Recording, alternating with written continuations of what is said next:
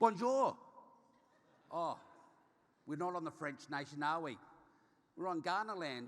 And so if I said to you, Namani or Nimani or Niwamani, what would you say back?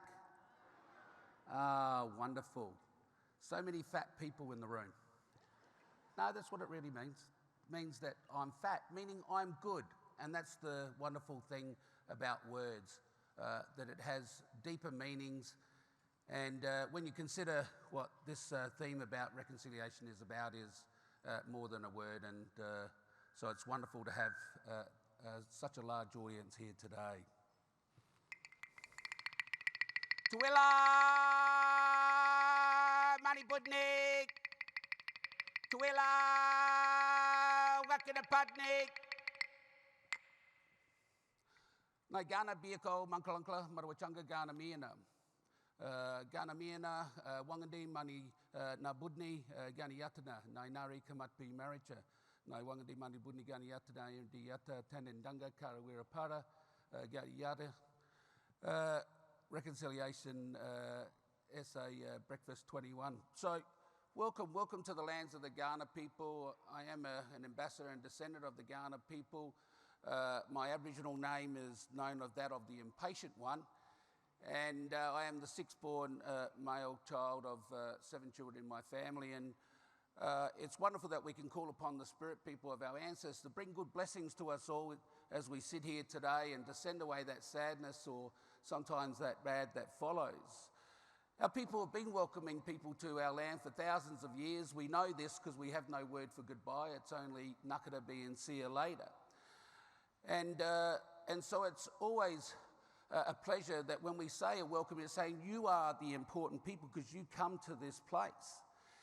And it's the things that we share that makes us have great value, because knowledge is in our muka muka, being our brains, being in our face, but wisdom lies within our hearts. Because unless we connect those two things, we have no purpose in life to do the things that is good for ourselves, good for our community, or good for others. And that's important to really recognise. And so it's wonderful that we are well when we come to a place, and we know that COVID has certainly presented many of those problems. But I want to share a story largely because my father, Yerla Burker, the old man of the sea, Uncle Lewis, is in the audience today, and he hasn't been to the breakfast for a long time. And I think his famous story of Mr. Wind is appropriate. And the story is about how we as young people would be taken on a journey to learn the knowledge and the wisdom and the culture of our people. And this one particular day, my father was taken on this journey with this great elder.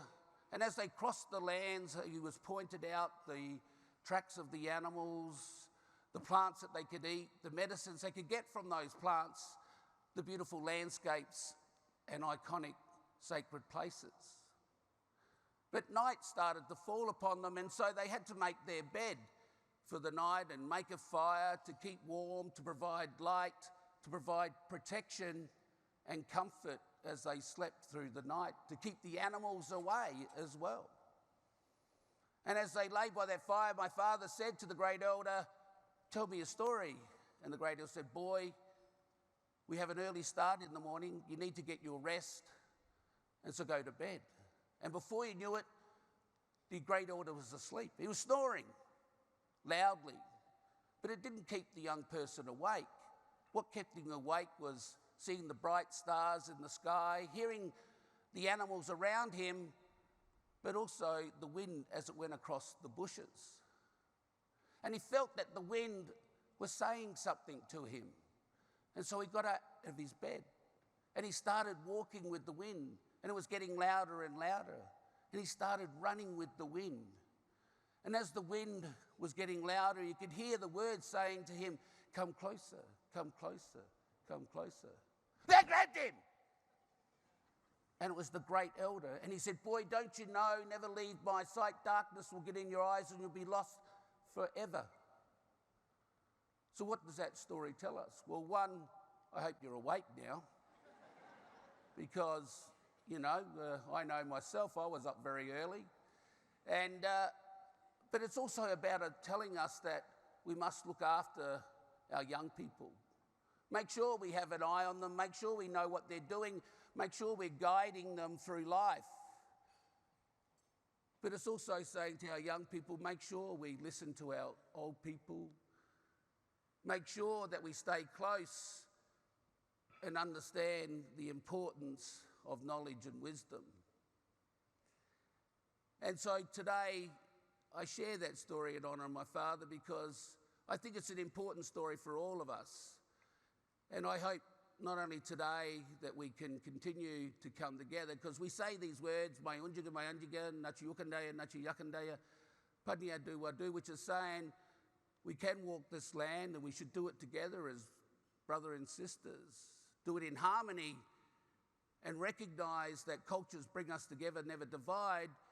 But as we are doing this morning, make sure that we can share, not only in a conversation, but share in a meal, because it is the things that we exchange that is the importance and value of life, because no one person holds all the knowledge and wisdom in the world. It has always been shared, and that's why we've welcomed people, not just only from other nations across this beautiful continent, but even across the world. So nakara, nei chaya, I look forward to seeing you again, and also not just in the physical, but also in the spiritual, because it's the things that we leave with each other that makes us connect forever. So nakara nei chaya. Thank you.